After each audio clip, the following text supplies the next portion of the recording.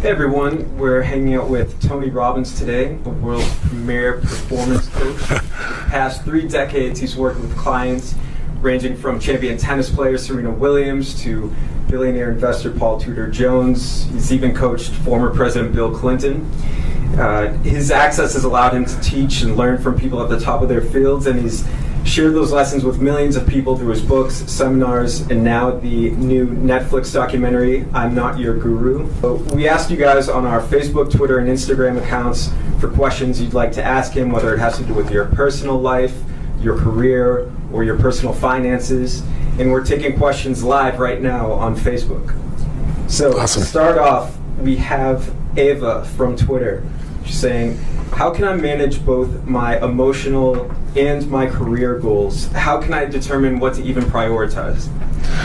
Well, your emotional goals, most people don't have emotional goals. I'm impressed by that. You say emotional goals, what is it? Is that to be happy every day, to be fulfilled, to live in a beautiful state, to not be a suffering person that so many people, find something to complain about, something to worry about, something to be disturbed by. What's wrong is always available. So is what's right. And it's not about positive thinking, because I don't believe in that. I don't believe you should go to your garden and chant, there's no weeds, there's no weeds, there's no weeds, and think that that's going to solve something. I'm a believer, find the weed and rip it out. I'm a believer in preparing yourself for anything. So when you talk about your career goals and your emotional goals, you know what they are, but what I would say is, it sounds like you're a bit overwhelmed. If you're even asking me this question. And that really probably says to me it's not so much maybe a career challenge as much as it is an internal challenge. There's 2 worlds to master. There's the external world and there's the internal world. And many people master the external world and they're miserable. Like, they make a lot of money, they're good in business, they do well in their career, but they're miserable. They're not happy, they're not fulfilled, they don't have great relationships. So I really believe the internal world has to be mastered first. I really believe we lost what I would consider to be a national treasure 2 years ago when Robin Williams died. I've been asking people all over the world over this last year. I was in China just recently, I was in Australia, I was in Brazil, London, up in Canada, and I asked people in the room, 5,000-10,000 people, how many of you not liked but loved Robin Williams? Don't raise your hand if you liked him. And I say, how many? Raise your hand. And 95% of the people in Beijing, 95% of the people in London, in Sydney, Australia, are all raising their hand. And I'm saying, so here's my question. There's 2 skills in life to master. And maybe this will help answer your question. One skill is the science of achievement. Your ability, like your career, to say, here's where I want to go, here's what I want to do, and how I convert my dream into effing reality, right? What do I need to do? What's the strategy? What's the tool? How do I get it done? And I spent a lifetime basically learning the strategies and tools on how to compress decades into days, how to do things faster, better, more enjoyably. And the fastest way to do it, of course, is to not learn by your own experience. If you have a career goal, the best thing is find a role model who's already achieved what you want, or a version thereof, or a similar version, and then figure out what did they do to do it faster and better than anyone else. Because it might take someone 10 years to figure the answer, but once they know the answer, they might be able to teach it to you in 2 hours, 10 days, 2 weeks. My obsession is, how do I compress decades into days? And the only reason I'm here and have the privilege to work with so many people around the world and have worked with 50 million people from 100 countries is, it isn't just me. I'm a hunter of human excellence. I'm looking for people the best in the world, and I figure out what makes them best. Instead of just saying they're lucky or they just worked hard, I want to know what it is. So the science of achievement presupposes that it's a science, that there are specific things that if you wanted to have more money, for example, I wrote a whole book called Money Master the Game. I interviewed 50 of the smartest financial minds in the earth, from Warren Buffett to Carl Icahn. And what I found is there's a pattern. All the people I interviewed, by the way, were not from the Lucky Sperm Club. They all made the money from nothing. They didn't inherit it. And so when I saw the patterns, you can apply those patterns. You don't have to be a billionaire to apply them. If you apply them, you're going to have an abundance of economics, of financial freedom. If you break these rules, the science of wealth, then you're going to have too much month at the end of the money. You're going to have too much financial stress. So the body's the same way. All of us are biochemically unique. But at the same time, there's certain universal laws we all know around the body that if you violate those laws, you're going to have a low energy level, you're going to have disease in your body. If you have higher levels of energy, if you align with it, you're going to have a different quality of life. So the science of achievement, I think, is critical as a way of saying, how do I create a magnificent life, which is life on your terms, not Tony Robbins' idea, not your brother, your sister, your aunt, your uncle, not the people you work with. What do you really want today? Not 10 years ago, but now. And then building a plan, that's what I do. But I think the more important skill, and maybe it relates to your emotional question, is that I know lots of people. I get the phone call from multi-billionaires that want me to do this thing for their group of people or for their business or themselves. People tell me what they want, and I go deliver that. I'm kind of like a Trojan horse. Whatever you want. You want to lose weight, you want to make more money. I know those strategies and tools. But I also work to give people what they need. And what we need is to be fulfilled. Because success without fulfillment is the ultimate failure in life. There's nothing worse than making everybody else happy and you being miserable. And that's not a gift to your children. That's not a gift to yourself. That's not a gift to the person you love in your life, you're intimate. It's not a gift to your spirit. So I think the second skill that has to be mastered is what I would call the art of fulfillment. And the reason I say art is that it's not a science. What's going to excite you or turn you on or fulfill you is different than the person next to you, even if they're a dear friend.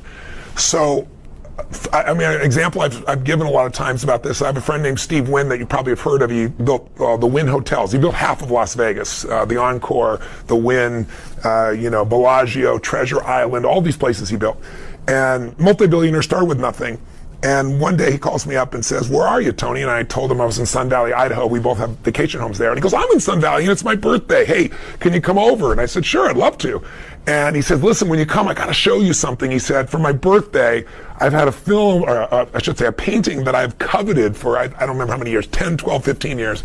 And he said, I outbid everybody on Sotheby's. And he said, I paid $82 million for this painting. And I'm like, wow. I just can't wait to see it. So I'm picturing, I don't know, the Mona Lisa, some Rembrandt, some unbelievable painting. And I walk in, he goes, "Check it out." And I look on his wall, and there's this big, giant orange and red square. Have you ever done this, gone to an art show and you say, "How much?" And they go, $1 million. Are you crazy? And it's called a Rothko. If you're in the art community, you know what a Rothko is. But it's an orange and red square. And I said, "Steve, it's an orange and red square." He goes, "No, it's a Rothko." I said, "Dude, 82 million? I mean, give me some paint and $100. I can do this in 30 minutes, right?" And he laughed. He goes, no. And I'm just teasing you. I really respect him because he can find $82 million worth of pleasure looking at that square. I'm not that sophisticated. I don't see it, but he is. And the reason I tell you that is we get fulfilled by different things, but the common denominator would be for you emotionally is what's going to change your emotion is if you're growing. If you don't keep growing, it doesn't matter how much you achieve, it doesn't matter how many people love you, it doesn't matter how much money you have. If you don't keep growing, you're not going to feel alive and happy. We grow or we die. You're growing in your relationship or your relationship is dying. You're growing in your business or your business is dying. There's no plateaus. There's no in-betweens. So for me, when I look at this, I go, progress equals happiness. In other words, if achieving a goal, a lot of people achieve a goal and they go, "Is this all there is?" Right? So they're not fulfilled. What you really want to do is, it's not the goal that makes you happy. What makes you happy is who you become in pursuit of the goal. What you get won't make you happy. Who you become will make you happy or really sad, depending upon who you become in the pursuit of what you want. So I'm a big believer we grow so that we can meet a deeper need. We all want to give. Everything thinks they want to receive, but truthfully, when something great happens in your life, the first thing most of us want to do is share it with somebody we love, right? Because it's so beautiful, and because when we share it, it becomes more. There's only so much joy, pleasure you can feel inside. You can have drugs, alcohol, rock and roll, everything you supposedly think you may want, but you only feel so much. But when you share it, it expands. So I really think that, if you look at somebody, like I was giving the example here of, a man that mastered all of these sciences, meaning he made TV shows, he made the whole world laugh, he made more money than he can spend, Robin Williams, had a beautiful family, and he killed himself. He hung himself, leaving behind millions of people who loved him, more importantly, leaving behind his family, his wife and children. Why? Why did he kill himself? Because he suffered. Because he made everybody happy but himself. So a huge part of my focus is teaching people how to stop suffering. And if you're listening, you should probably say, "I don't suffer." If you would have said to me a year and a half ago, "Do you ever suffer?" I'd say, "Are you crazy?" I mean, I was like, I have 4 amazing kids, the most amazing wife. I have millions of people I get to serve. I got a mission. I got so much freedom in my life. And that would all be true. I wouldn't be exaggerating. But at the same time, I've come to learn that emotionally, to answer your question, there's only 2 types of emotions you can have. Suffering emotions, which we don't like to use that word, but it's really, if you're pissed off, if you're frustrated, if you're worried, if you're overwhelmed, if you're stressed, achievers are never fearful, they're just stressed.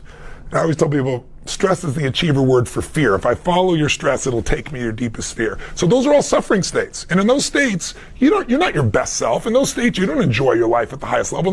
If you have a problem in those states, it's hard to solve it.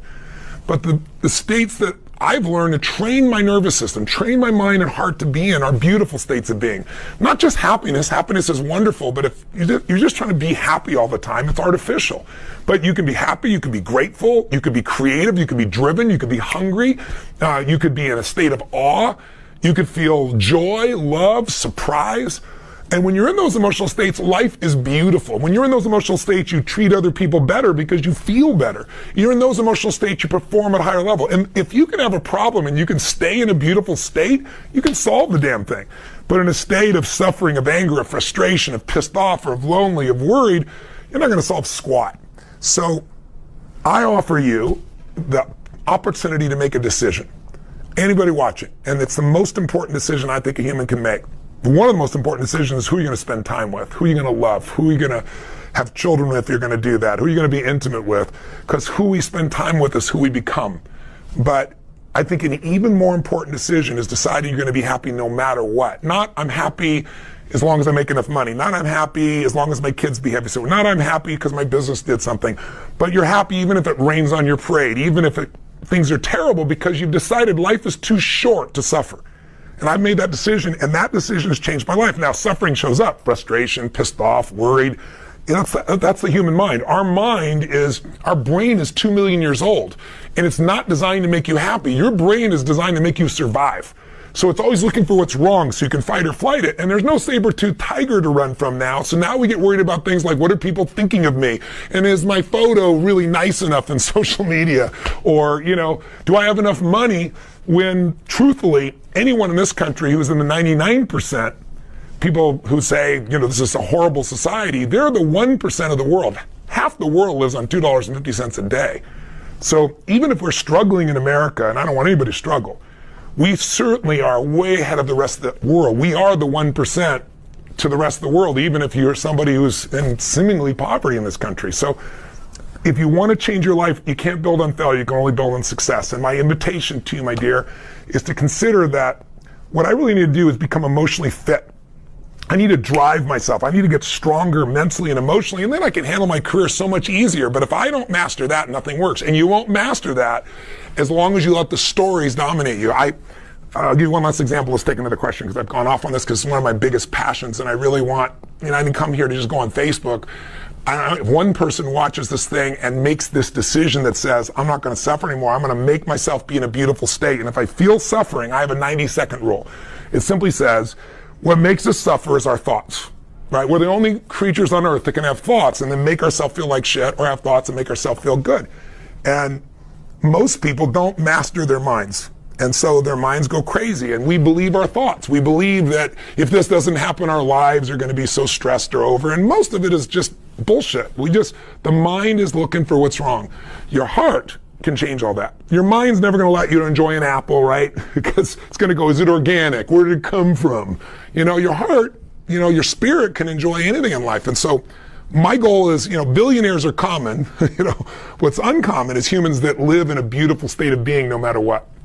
And I can't control whether your husband or wife or boyfriend or girlfriend's going to never leave you or stay with you, or whether anyone in your family will ever have ill health or die. Those things are going to happen. Aren't you glad you came to this positive little Facebook live conversation? It's going to happen. So the only way to have a great life is decide, I'm going to find beauty in anything that happens in my life. I'm sure if you look back on your life, most of us have had experiences where something horrible happens, something you never want to go through again in your lifetime. But at the same time, that 5-10 years later, you look back and go, I would never want to go through it. I would never want anybody I care about to go through that. But I'm glad I did, because it made me so strong to deal with that. Or because I went through that, it hurt so bad that I care so much. And I love that I care so much today. You found a higher meaning 5 or 10 years later. My view is life is always happening for us, not to us. The problem that you're experiencing is a call for you to grow. If you don't grow, it stays a problem. If you do grow and you solve it, you not only solve the problem for yourself, but now you can help someone else because you've really solved it and it's not bullshit. So my invitation, long ass answer, isn't it? It's a soliloquy because I can't see your face.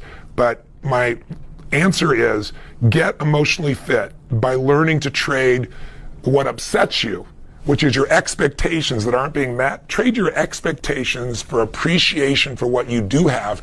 Your whole life changes in a moment. Because our expectations make us pissed off or frustrated or worried or sad, and we all have them, and I have them too. But when they come up, I just remind myself, look, this is just my mind. I'm more than this mind. I got a heart and soul. What can I appreciate? How can I use this challenge to go to a deeper level? And that's the only way we get free.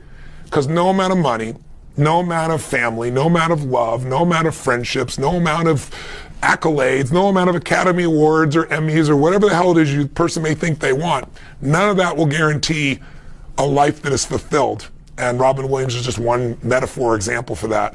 What will make it is you. If you decide today, and this is all I got across in this piece, and I actually reached you, is for you to decide that I'm 100% responsible for the experience of my life. And that anything can happen. I am bigger than the moment. I am more than anything can happen to me. And I can find a way to find something beautiful, something helpful, something, enjoyable. Finding ecstasy in this moment talking to you or with a friend is something we're capable of, but most of us are not focused on it. Most of us are focused on making a living. We don't design our lives, and we let life happen to us. I'm inviting you to take back control. So it's a long-ass answer to say what you need to do, my dear, is get emotionally fit. And the way to do that would be every day read 30 minutes, not the internet. Get a book that will inspire you. Get a book that will teach you a new skill, a new strategy. Get something that will transform you and give it 30 minutes a day, leaders or readers. And then secondly, do something physical every day. That'll change you emotionally. Because fear and anger are physical. And you feel it in your throat, in your gut. But so is courage is physical. And so if you go for an intense run, even 10-minute like sprint, or you lift weights, or you dance, or you do something, when you do something that uses your whole body and the blood starts pulsing through you, you will change emotionally because the mind and the body are tied together. So daily, I'm feeding my mind. Daily, I'm strengthening and feeding my body and challenging it and making it grow. And maybe a third element would help you grow is find a role model. Figure out what they're doing, do the same thing, and maybe the fourth thing is find somebody who's hurting worse than you are and help them. Because we all think we have problems, but what puts them in perspective is that there's always somebody who's in worse shape, and if you can help them, it'll put things in perspective. I used to do a seminar where I did a night where I brought people in that lost their sight, lost their legs, arms, lost family members, and they were happy. And I would have them tell their stories, and I called the night, "You Have No Problems." Because when you see somebody who's been through every problem on earth that's horrific and you see them happy, you know you have no excuse. So my invitation is decide you're going to be happy no matter what, and then burn the boats. If you want to take the island, burn the boats. In other words, burn your ability to go backwards. Commit yourself to this. And I think you'll find, I know you'll find, as I have, an even greater quality of life that everyone deserves. And look, in these divisive times, angry people are everywhere.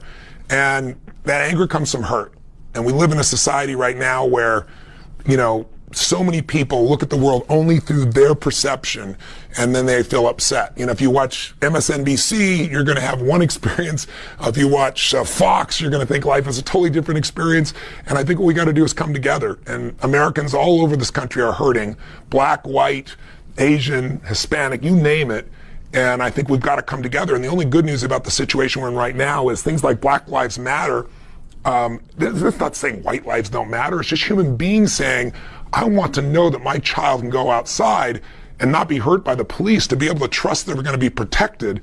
And most, obviously, officers are incredible. You don't have to pick sides between Black Lives Matter and the police. Both need our support. And the support for Black Lives Matter say, we hear you. It's hard for a white person who's never been through the type of abuse that can happen to understand it. And it's also hard when we see there's so many hardworking police officers that are now being berated. I think we got to come back together the truth and see the truth. If 100 planes were to land at a local airport and 98 land and 2 crashed, the 98 good officers no one talks about, unfortunately. The 2 crashes, of course, everybody talks about. And so my hope is that societal change only happens when we hit a threshold, when change becomes a must because it's too painful. And my hope is that we're near that threshold now and that we as a society can improve. But people ask me all the time, though, and someone asked me recently and said, how what kind of person would go like Paris and kill men, women, children, or San Bernardino, or what happened down, in Orlando? And I say, I can't tell you who did it, but I can tell you who didn't. A happy person didn't kill all those people. A fulfilled person does not look to hurt others, kill others. A happy, fulfilled person does not try to steal from other people. They don't try to tear people down. So when you see somebody angry, tearing everybody down, they're suffering. And the best solution for that first is don't suffer yourself, because then you can have some compassion and perhaps connect with them and not judge them. So that's my soliloquy. I hope there's something in there that you find useful. You can tell I'm quite passionate about this because I hate to see people suffer, and I love to see people lit up. And it's not easy, but it's worth it. And once you develop the habit of killing the suffering off, when it happens, 90 seconds, I see it, let it go, move on, your level of happiness will explode. Next question. At this rate, we might get one other question in, right? Well, but you asked a really important one. Coming off of that, we have a lot of our readers interested specifically in what is your advice to someone who's struggling to find a new job, whether they were just fired, laid off, or they're just trapped in a job that they're just miserable at. How do you help someone get out of that when they have no motivation? Well, if you don't have a job, you might be motivated to get one. Poverty and hunger were good motivation for me at one stage of my life. But to answer your question, I think it's a really good question. I had a teacher named Jim Rohn. He was a personal development speaker. And I remember I was really frustrated, and I'd been working my guts out 12, 14-hour days. Nothing was working.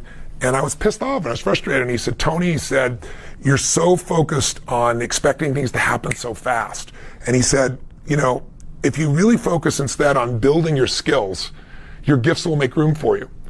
And I thought that was very insightful. I thought, he told me, he said, Tony, I asked him, I said, my father, I have 4 fathers, but my main father, we were always broke. We had no money for food at Thanksgiving. That's why, last year I fed 100 million people in my partnership with Feeding America. I'm feeding another 100 million this year. I'm going to feed 1 billion people in the next 9 years. So I said, all that drive came because I didn't have the food and I didn't have the experience, and it gave me the drive to come up with answers. But I remember asking him, I said, my father works so hard. We're always broke. We have no money. Why is that? And he said, Tony, a person's worth as a soul is infinite. But he said, your worth in the marketplace is based on your ability to add more value than anyone else. If you can find a way to do more for others in your company, more for the employees, more for the clients than anybody else, your gifts will make room for you. But in order to do that, you got to build skills. He said, look, if you go to work at McDonald's, and the numbers were different back then, but I think now, some places it's $15 now because the law changes, but other places it's about $7.50. Why does somebody at McDonald's make $7.50 an hour? And then you look at some of these hedge fund guys, one guy in particular I know, John Paulson, made like $4 billion personally just 1 year and $5 billion the next year. And the level of injustice on the surface of that seems so huge. But the reason somebody makes $7.50 an hour is their skill sets aren't that sophisticated, and a machine's doing most of the work. And more of that's coming, as we all know. I mean, what's going to happen to truck drivers when there's 3 million truck drivers 5 or 10 years from now, whenever it really happens, when you have self-driving trucks and they can drive 24 hours a day and they don't make mistakes? And no one's telling those truck drivers what they got to do right now. You need to retool. You need to figure out what is in demand in the marketplace. And you need to go get those skills and those abilities so that when things happen, you're going to be in charge and you're going to have a great life. You're not going to be wondering, how do I keep myself going? How do I survive? How do I earn an income? And right now, blue-collar jobs that all the politicians tell us they're going to bring back from China, it's all bullshit, and you know it. Those jobs are never coming back. People who make $100,000 a year, there's a 1% unemployment rate for. And people make that much money because they're in demand, and they're in demand because they have skills. They have leadership skills. They have cognitive skills. They have technology skills. And that's what's valued in our society today. So the guy that made $4 billion made people 40% on their money that year. Not go to your bank and have them give you, 0.5% that takes, 80 years for it to duplicate or grow or double up. This man gave people 40% that year, so he was worth that much money to them because all those people, families, societies, organizations profited so hugely. We all have to find a way to do more for others than anyone else. You've got to retool yourself, and you got to say, where is that needed? Is it in alternative energy? Maybe I want to get in that industry because it's growing. Is it in nursing? Because unfortunately, medical doctors and nurses, that part of our society is getting older and it's growing.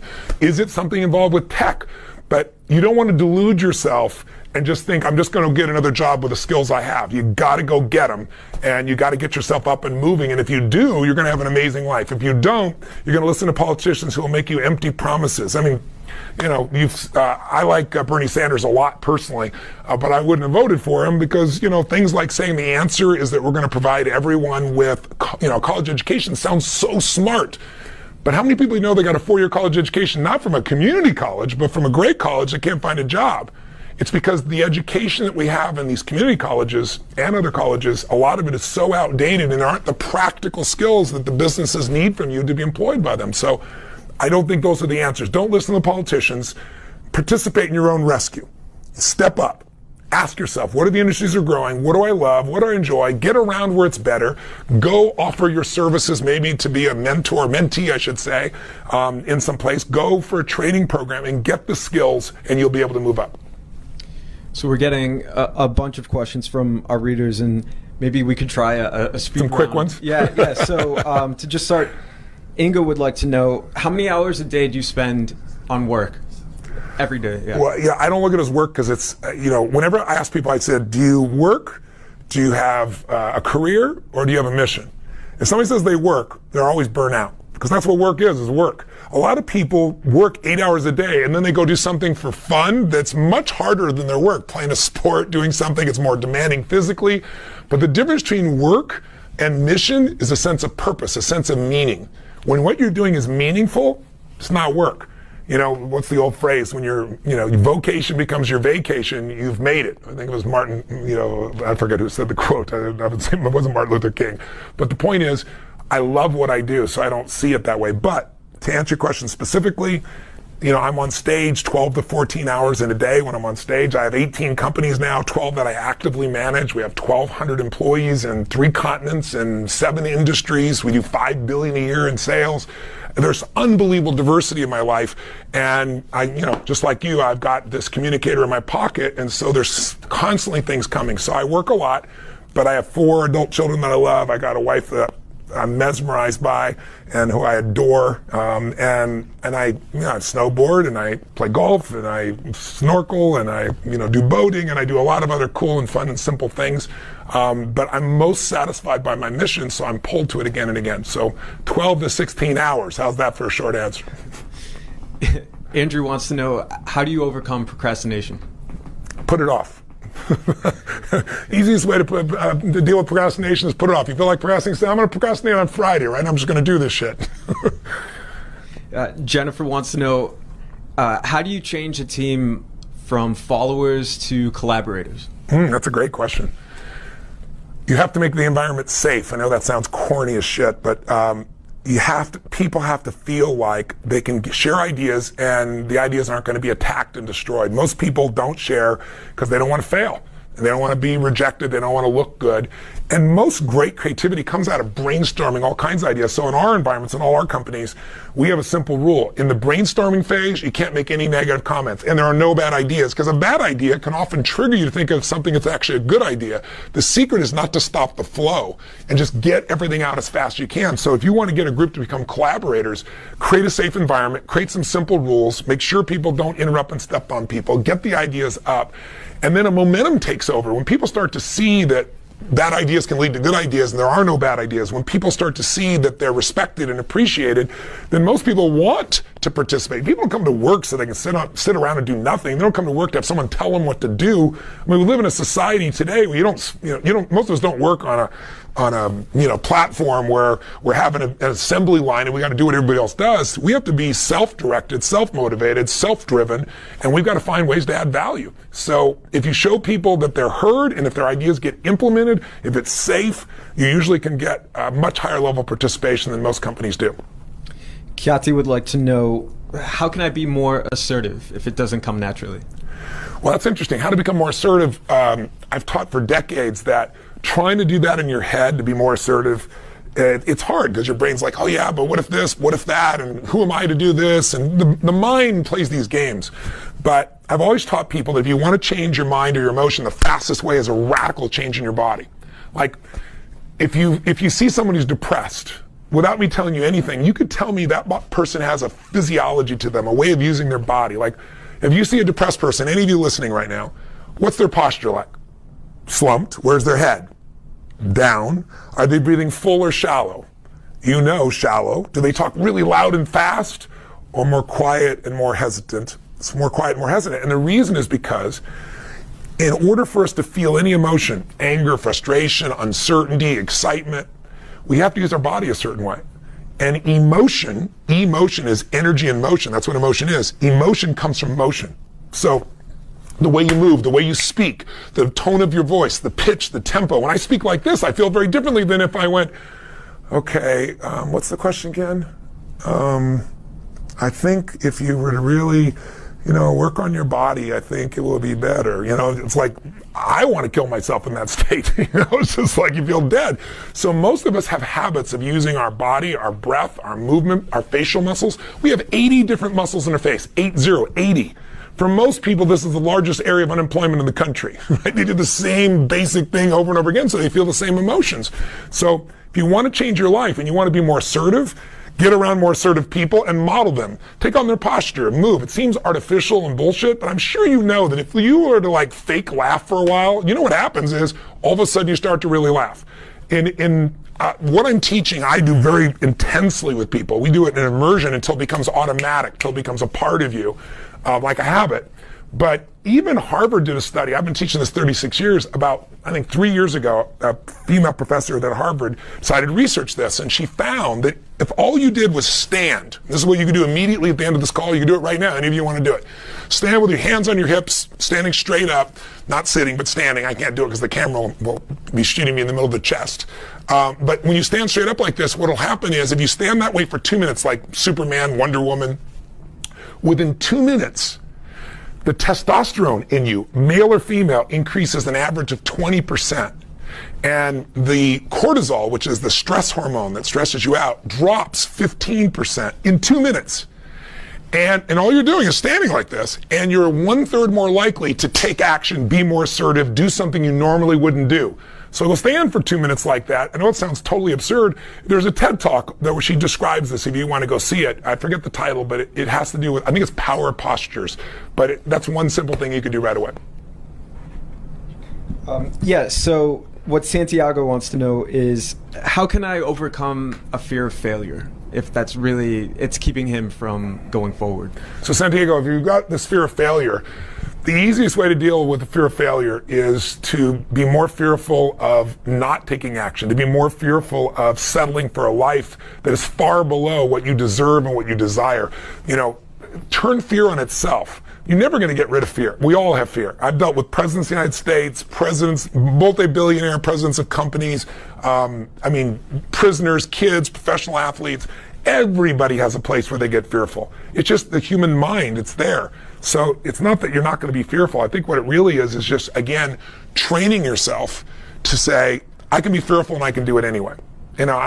I don't have to get rid of the fear. I just have to dance with it. I have to use the energy of it to move myself forward. And I found in the early days, I used to when I was trying to make a decision, I would do what I called my rocking chair test. I was like, I can't get myself to do it.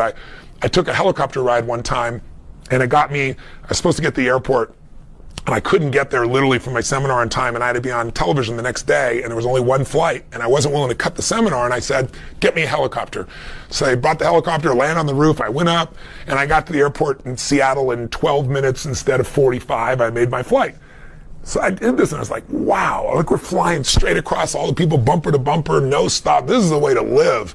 What would it take to, learn how to fly a helicopter? And so, I went to go do it, but it's money, time, energy, where am I going to fit all this in? And so I do this rocking chair test to overcome my fear. I just go, okay, instead of being afraid, I don't have the time or the money, I can't do this. What would life be like? I'm 85 years old, I'm in my rocking chair, and I flew helicopters, and I took my friends and family and took the doors off, and we screamed down on the water, and we lived this life where you could go wherever you want the way you want. It was like, wow. I looked at what that life would be, felt felt incredible. And what if you never learn? What if you come up with all these fears? I don't have time, I don't have the money, I don't know if I can do it, I don't know if I can master it, and you let the fears dominate me, and I never learned to fly a helicopter, and I'm 85 in my wheelchair. Notice that's what I'm thinking now, in my rocking chair, and I look back on my life and I missed out on all that. Very often, you can turn fear on itself. But the fastest way to deal with fear is do it anyway. You don't have to feel good to do stuff. That's an illusion. Make yourself do it. I get up every morning in my life, I say every morning, most mornings, if I'm fortunate enough to be at one of my homes or in many places where I have these cold plunges, 56 degrees. And I make myself first thing jump in that cold plunge. And why? Because I'm a masochist? No. Because first of all, when you go to 56 degrees, every blood goes to every organ of your body. It flushes your system out. It moves your lymph. It's incredibly healthy. But also, I don't want to do it ever. It's too intense. But what I've trained my brain is when I say do it, we do it. I don't negotiate with my mind. I run this in my heart and soul. I don't let the brain run. I use my brain. I don't let my brain use me. I use my mind. I don't let my mind use me. And the way I do it is I've trained it. When I say we go, we go. And I've done it so often that it doesn't matter if it feels good. It doesn't matter if it's too cold. It doesn't matter if I don't feel it. It doesn't matter if I'm fearful. I do it anyway. And when you train yourself to do it anyway, you have a freedom most people will never have. Tony, we have just a little bit more time for one more question. Jasmine wants to know, how do you stop caring about what other people think about you? How do you stop caring about what other people think about? I don't know that you ever stop caring completely. People say they don't care. I think what they really mean is I don't let it stop me. I've dealt with presidents of the countries. I've dealt with the top celebrities. Everybody cares. I care. But I don't care at the level where I'm willing to modify me. I don't care at the level where I'm only going to do it to try to please somebody, because I know that, like Taylor Swift says, the haters are going to hate.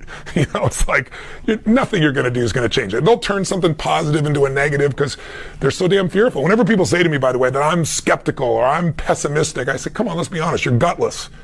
It doesn't take any courage to say nothing's going to work, because what you're really saying is I'm afraid to try, because what if I get my hopes up and I'm disappointed? What if I try and I fail and then I look bad? So the hipster approach is to not give a shit. Not giving a shit's a way to have a terrible life. I think you do give a shit. I think you do care, but I think you just don't let it stop you. And I think the way that gets done is you find a mission that you value more than your fear. In other words, many of us will do things for our children we would never do for ourselves, right? I think that's the beauty of human beings. We'll do things for people we love even more than ourselves. That's what makes us human. And I think that's a beautiful part of who we are. So maybe you find something. I don't get up every day when I'm exhausted or tired or burnt out, my body hurts. I don't get up because, this feels so wonderful. I get up because I have a mission. I have something that excites me. I have something that keeps me up late, gets me up early, and makes me feel alive. And if you want to feel what that's like, I'd love to have you come to an event, but I got a cool thing now, which is Netflix did a documentary with Joe Berlinger, he's got 7 Emmy nominations, 2 Emmy Awards, 2 Academy Award nominations, 2 Peabody Awards he's won. Genius. And most of his films are about the worst part of society, FBI abuse, guys that were put in prison. He took him 10 years, almost 20 years to do it. Paradise Lost, if you're familiar with it, where he got them off death row, innocent men that were there. So he sees the worst side of life. He was so skeptical, but he came to my event and it changed his life. And so he made this concert film where it's like going to this event with 2,500 people, and it'll inspire you, it'll move you, it'll touch you. And it comes out on Netflix, so if you got Netflix, costs you nothing, or for $8 you can get all the other films in this one too. But it's called I'm Not Your Guru, Tony Robbins, because I'm not here to be somebody's guru. You have the answers, you've got the ability to implement. I can show you tools to speed it up, but it will move you. You'll see people make changes you never imagined. People from 71 countries. We have 7 languages translated simultaneously, and it is, the LA Times said it's spellbinding, and they said it could change your life. Michael Moore, who, is a great documentarian and very often would think things like self-help is all bullshit. He goes, this is not self-help. He just recently wrote a letter to Joe Berlinger saying that watching the film changed his life, and he's invited me next week to come to a premiere, which we're going to do in Michigan there with him in Traverse City. So I hope you'll check out the film, and you can go a lot deeper. And gosh, a 6-day event is poured in an hour and 55 minutes. I hope you'll watch it because we made it to help people change their lives, and it's available in 190 countries, and it's translated. So that's the power of Netflix. Have fun. Thanks for letting me talk with you today, and I hope I have the privilege of maybe meeting you someday soon. Well, thank you very much, Tony, and thank you for joining us today. Appreciate it.